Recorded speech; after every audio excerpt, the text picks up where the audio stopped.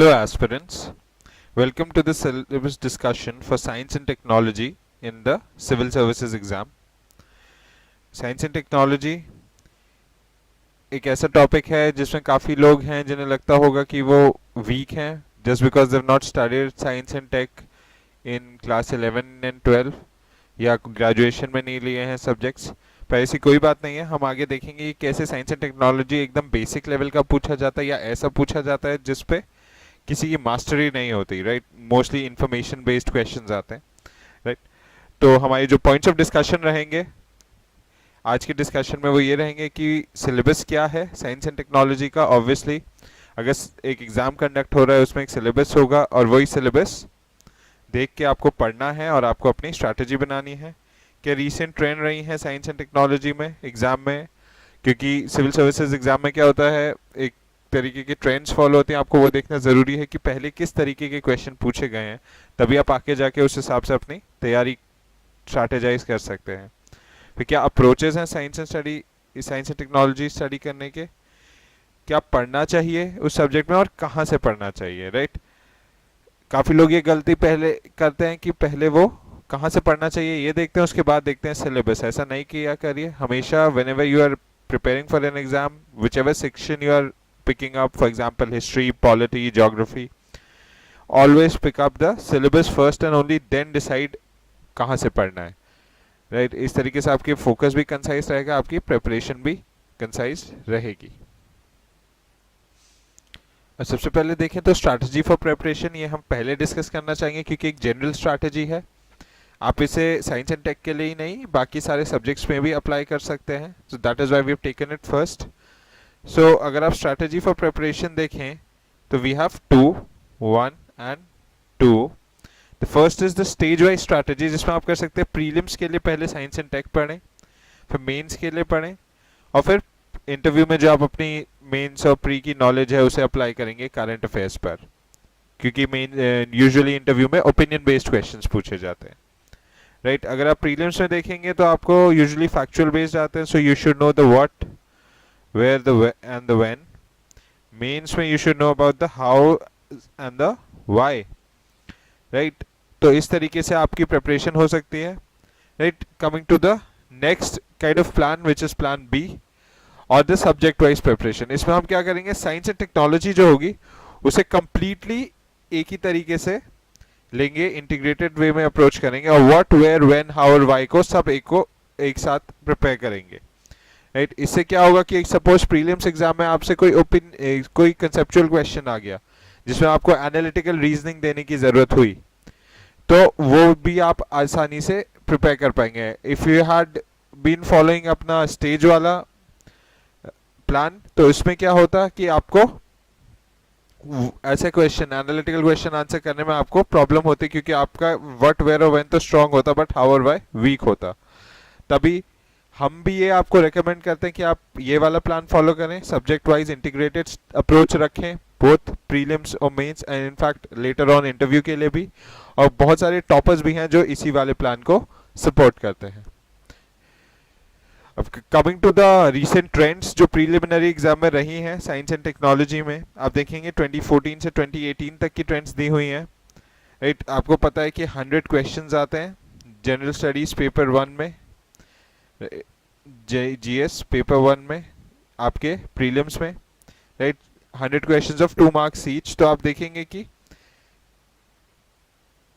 10 questions came in 2018, that means 20 marks और 10% of your paper was from science and tech. और science and tech तो simple है, आता है तो आता है, नहीं आता तो आप वहां पे ज्यादा दिमाग नहीं लगा सकते। तो अगर ये थॉरली प्रिपेयर्ड है तो all of these are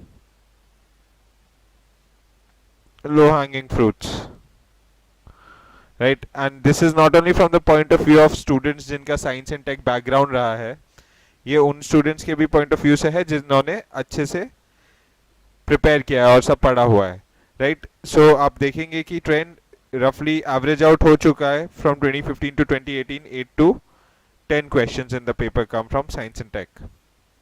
mains में देखें तो साइंस एंड टेक पूछा जाता है आपका जनरल स्टडीज 3 पेपर में, जिसमें आपका Indian economy, agriculture, environment, disaster management, internal security along with science and tech आता है, right? अगर इसमें आप देखेंगे तो 25 marks, that means 10% of the paper, 250 marks का total paper होता है, उसमें से 10% आपका साइंस एंड टेक पूछा गया है, और which translates to 2 questions, right? एक 10 मार्कर पूछा गया है और एक 15 मार्कर। अगर मैं 2018 की बात करूं तो एक 10 मार्कर था, एक 15 मार्कर। सिविल सर्विसेज मेंस का जो पेपर आता है आपका, जनरल स्टडीज के पेपर आते हैं, they have 20 questions, out of which the first 10 are 10 markers and the last 10 are 15 markers. These are for 150 word limit and this have a 250 word limit, right? So इसमें एक question आपके 10 marker में आता है, एक question 20 marker में आया है, राइट? बट अगर आप देखें 2017 में 3 क्वेश्चंस आए थे, जिसमें से there were 2 10 markers and 1 15 marker. ये जो 10 और 15 का डिवीजन है, ये 2017 के मेन से ही स्टार्ट हुआ है, right? So you have to adapt your writing strategy or writing style to this. If you want to know how to write good answers and how to practice answer writing, you can visit our channel and our website brightcareermaker.com, and उसमें हमारा video है, proper guidance वाला video है, and you can follow that. अब trends देख ली, तो अब हम देखते हैं कि ऑफिशियल नोटिफिकेशन क्या कहती है। ऑफिशियल नोटिफिकेशन ऑब्वियसली बहुत लंबी आती है, जिसमें से हमने साइंस एंड टेक्नोलॉजी वाला पार्ट निकाल के आपके सामने रखा है, right? This comes in general studies paper 3 and this has 2 parts obviously, prelims में साइंस एंड मेंस में साइंस, राइट? तो प्रीलिम्स में it is only written general science, the questions usually pertain to your basic understanding, for example the immune system of the human body, right? Or it can pertain to things from current affairs, right? Coming to the mains syllabus, that is a bit more structured. तो mains के syllabus में आप देखेंगे first topic है develop science and technology, developments and their applications and effects in everyday life, right? Usually this relates to the current affairs part. Then जो achievements of Indians in science and tech रही हैं, right? थोड़ा पीछे से जाके अभी तक, right? अगर हिस्टोरिकली देखा जाए, क्वेश्चन ऐसा भी बन सकता है कि historically India has contributed a lot to modern science, तो आपको सब कुछ याद करना पड़ेगा from CV Raman, JFC Bose and everyone, right? Then coming to indigenization of technology and developing new technology. The third topic is awareness in the fields of IT, space, computers, robotics, nanotechnology, biotechnology and issues related to IPR, intellectual property rights, जो एक बहुत important issue बन चुका है, right? हम आगे देखेंगे इसके discussion में कि why is this important. If you want to see the complete civil services exam notifications, please visit our website brightcareermaker.com and go to the download section. तो previous year's questions and syllabus को analyze करते हुए हमने आपके लिए science and technology के approach को simplify किया है, and the syllabus can be divided into the following 3 parts and you can plan your study accordingly, right? One is basic science, second is applied science, and third is Indian achievements and policy issues. So we have divided science into 3 parts, starting with the first one, basic science, right? In this you only have to focus on physics, chemistry and biology. अब इसे किस हद तक focus करना है, right? आपको बैठ के कोई कॉम्प्लिकेटेड मैथमेटिकल क्वेश्चंस नहीं सॉल्व करना है, आपको बेसिक अंडरस्टैंडिंग होनी चाहिए कि what is the difference. For example अगर फिजिक्स लें, फिजिक्स में अगर आप लें इलेक्ट्रोमैग्नेटिक्स, सुनने में बहुत वाला वर्ड लगता है, but it is a very simple thing, it relates to electricity and magnetism, right? तो अगर आपको सिंपली चीजें पता हो, जैसे फॉर एग्जांपल एसी और डीसी में क्या फर्क होता है, राइट? ऑल्टरनेटिंग करंट और डायरेक्ट करंट में क्या फर्क होता है, राइट? और simply how does a bulb work, ये इस तरीके की बेसिक चीजें you should know about in electromagnetics.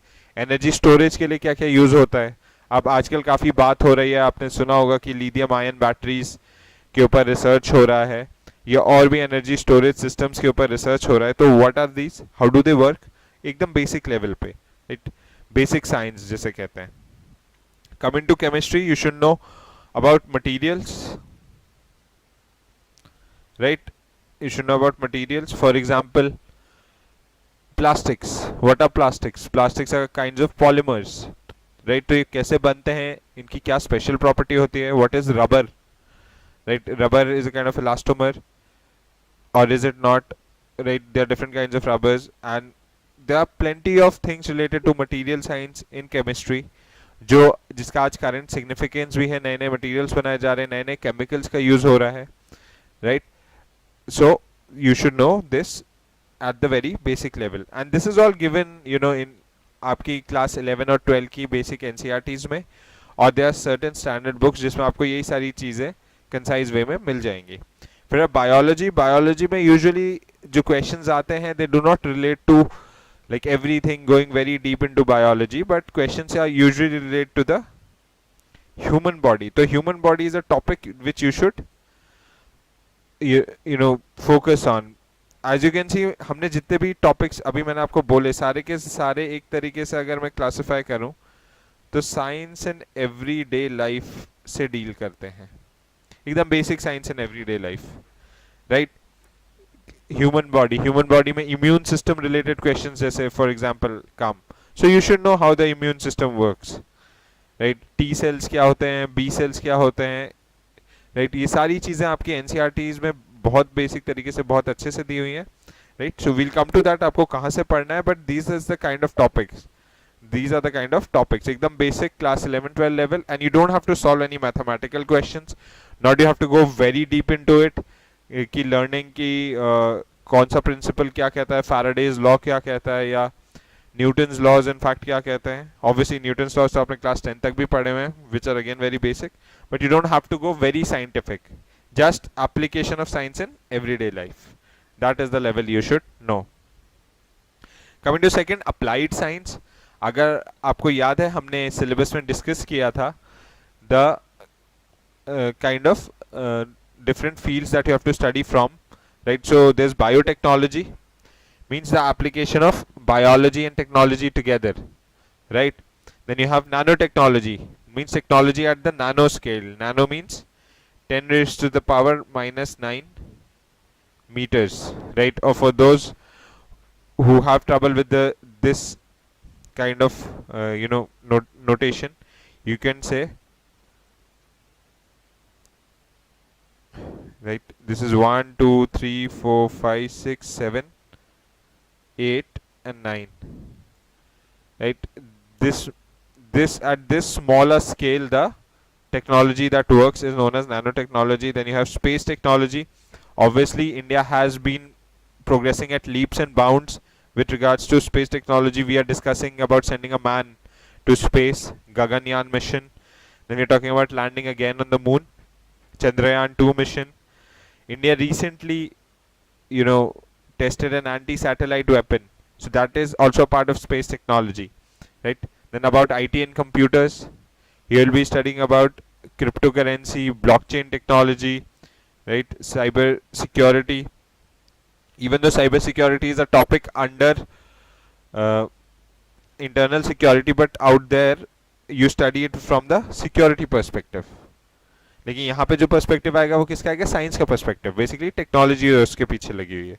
फिर क्लीन एनर्जी, सोलर में किस तरीके की टेक्नोलॉजी यूज हो रही है, विंड में किस तरीके की यूज हो रही है, फिर जियो थर्मल होती है, ओशियन थर्मल एनर्जी कन्वर्जन होता है, वेव एनर्जी होती है, राइट? इन सब से कैसे एनर्जी बन सकती है एंड क्या क्या टेक्नोलॉजी उसके पीछे है, that comes under this topic. Then you have defence technology. अभी हमने देखा एक एंटी सैटेलाइट टेक्नोलॉजी है. Then you have India's guided missile programme, आपने सुना होगा अग्नि 4, अग्नि 5, पृथ्वी, ये सारी missiles, right? So all of that come under defence technology, and this is part of applied science, right? फिर देखते हैं Indian achievements and policy issues. Achievements in the field of social sector such as health, education, इसमें भी काफी technology implications हैं, technology applications है. For example जैसे आज हम ये पूरा जो डिस्कशन कर रहे हैं ऑनलाइन कर रहे हैं, काफी हम कर रहे हैं कि interactive discussion. So this is also a technological change in education, right? ऐसे ही हेल्थ में काफी चेंजेस हो रहे हैं आजकल. काफ़ी माइनर टास्क हैं। अगर आप देखेंगे बड़े बड़े हॉस्पिटल्स में, ये माइनर हो गया या एकदम स्पेशलाइज टास्क है, वो रोबोट्स कर रहे हैं, right. So that is the achievement of technology in the field of social sector, right? You can look at health, education, then you have skilling, right, and such. And obviously you can take nutrition as differently, and all the other parts of the social sector as well. Then what are the issues related to research and development? For example, the participation of women in STEM. आपने STEM सुना होगा. STEM stands for Science, Technology, Engineering and Mathematics. तो जो women का participation में stem में रहा है वो इंडिया में हिस्टोरिकली लो ही रहा है, इनफैक्ट अभी भी काफी लो है. So why is this? Then research and development के और भी जो इश्यूज हैं, एक बहुत बड़ा इशू है कि फाइनेंस नहीं है रिसर्च एंड डेवलपमेंट में, और private sector R&D is almost absent in India. जो R&D का बिगेस्ट ड्राइवर है in India, that is the CSIR, right. So एक वो इशू है. Then there are other human resource related issues, the quality of people that are doing R&D. Then brain drain is an issue that comes in with this, right? तो ये सारी चीजें आप देखेंगे issues related to R&D में. Then issues related to intellectual property rights और IPR. तो इसमें आप ये देखेंगे कि IPR होता क्या है, right? तो IPR related क्या क्या चीजें हैं, right? जैसे patents होते हैं, right? जो and you have copyrights and all of these. So what comes under IPR? क्या क्या laws हैं इंटरनेशनल लेवल पे, क्या laws हैं, WTO क्या कहता है IPR के बारे में, इंडिया की रैंकिंग इतनी बुरी क्यों रहती है वर्ल्ड IP रैंकिंग्स में, ये सारी चीजें आप यहाँ देखेंगे. Then coming to the last thing, obviously the policy measures, the legislative and executive measures. Legislative मतलब जो law बनाए गए हैं, और executive measures मतलब जो policy announce हुई है या कोई rules announce हुए हैं जो साइंस और टेक्नोलॉजी को प्रमोट करने के लिए या उस फील्ड को डायरेक्टली इफेक्ट करते हैं, वो सारी चीजें आपके इस टॉपिक से बनती हैं. Now coming to the recommended reading, आपने देखा कि syllabus is relatively short, right, and so you don't have to go a lot in depth, you have to be very concise in what you study, right. तो अगर आपको जो books बताऊं, तो जो बेसिक बुक्स हैं उसमें ऑब्वियसली आपकी NCERT जो बायोलॉजी वाली है, स्पेशली क्लास 12 वाली, that is very important. It tells you about the human body and it can easily explain all the various systems in the human body, right. Then there is a standard book by Ashok Singh, science and technology for civil services exam. इसमें काफी concise तरीके से जितने जितने parts हैं आपको अच्छे से दे रखे हैं, स्पेशली बेसिक साइंस वाले, right. So you can just go through it. Then coming to current affairs is very important, right? Current affairs इसके लिए for science and tech पिछले एक साल के, every Sunday in the Hindu there's a science and technology feature, right? एक double sided page आता है बीच में, वो आप करें, उसमें देखें. You don't have to go into detail क्योंकि a lot of it relates to research जो अभी हो रही है, तो आपके भी शायद समझ में ना आए कि वो रिसर्च कैसे हो रही है. तो आपको उसके कैसे में ज्यादा घुसने की जरूरत नहीं है, लेकिन क्या हो रही है ये जानना बहुत जरूरी है, राइट. तो वो सारी चीजें आपके करंट अफेयर्स में होनी चाहिए. आप जब भी करंट अफेयर्स नोट्स बनाएं, right, you should take special care of science and technology. And if you want to know how to study current affairs and make current affairs notes, please see the required video that is given in our channel और on the website brightcareermaker.com. फिर एक magazine है, science reporter magazine, right. आप लोगों ने, कई लोगों ने हो सकता है स्कूल में सब्सक्राइब करी होगी. अभी भी आपको इसके डिजिटल वर्जन्स भी मिल जाएंगे या आपको किसी भी कॉमन न्यूज स्टैंड पे या बुक स्टोर में मिल जाएगी. आप इसे पढ़ें. इट्स अ मंथली मैगजीन, और इससे जो रेलेवेंट साइंस रिलेटेड चीजें हैं वो निकाल रहे हैं जो आपके लिए रेलेवेंट है, because a lot of the questions will not be relevant from your point of view. in every issue there will be 2 or 3 questions that or issues that will be relevant for you, right? And you can make this a part of your current affairs, monthly current affairs. ये पढ़ने के बाद आप चाहें तो you can go for the spectrum book on science and technology, right? ये काफी detail में है, इसमें काफी facts and figures हैं, so you should only go to this after reading all of these books, right? Because it might turn out to be very heavy. So आप पहले ये सारा पढ़ें, उसके बाद आप ये वाली बुक उठाएं. That is why we've classified it as advanced. Right. और साइंस एंड टेक्नोलॉजी में एक बहुत ज़रूरी है कि आप रिविजन करते रहें और क्वेश्चंस प्रैक्टिस करते रहें। तो उसके लिए आप हमारी वेबसाइट विजिट कर सकते हैं, जहाँ पे हमारे रेगुलरली प्रैक्टिस क्वेश्चंस आते रहेंगे, क्वेश्चन डिस्कशंस आते रहेंगे और करंट अफेयर्स रिवीजन वीडियोस हैं, राइट। तो उसके लिए आप हमारी वेबसाइट पे आएँ, और कोई भी साइंस एंड टेक या और भी कोई रिलेटेड डाउट हो तो हमें कांटेक्ट करें इन नंबर्स पे या वीडियो में नीचे कमेंट कर दें। And that is it science and tech के लिए, right. Thank you and all the best for your preparation.